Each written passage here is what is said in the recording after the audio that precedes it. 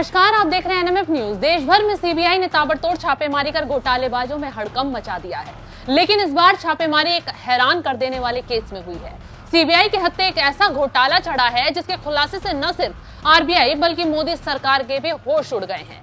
क्योंकि इस केस में एक सरकारी बैंक को ही लूट लिया गया। न डाका डाला गया, न चोर बैंक में घुसे, बल्कि शातिर तरीके से 820 करोड़ रुपए की हेराफेरी हो गई और इस घोटाले में बैंक धारकों के मजे आ गए।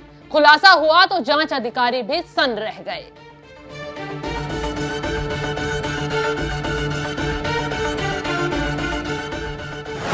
आईएमपीएस ट्रांजैक्शन मामले में सीबीआई ने 2 राज्यों के 67 जगहों पर छापेमारी की है।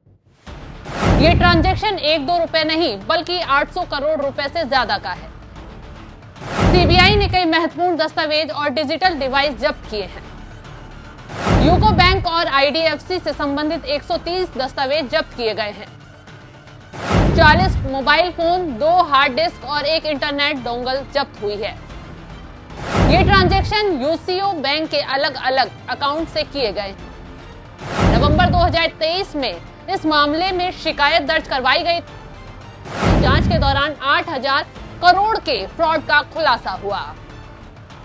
रिपोर्ट के मुताबिक ये मामला 8,53,490 से ज्यादा आईएमपीएस ट्रांजैक्शन से जुड़ा हुआ है। सभी ट्रांजैक्शन बीते साल 10 नवंबर से 13 नवंबर 2023 के बीच किए गए थे।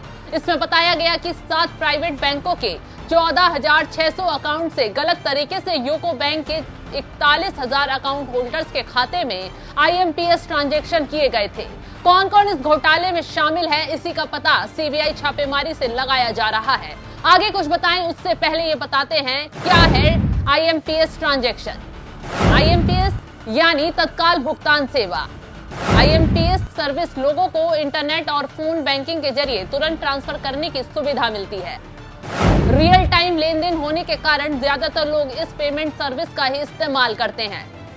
इस सर्विस के जरिए रकम ट्रांसफर करने के लिए बैंक की ओर से एक लिमिट भी सेट की जाती है। लिमिट सेट होने पर ज्यादा रकम का लेन देन नहीं होता है।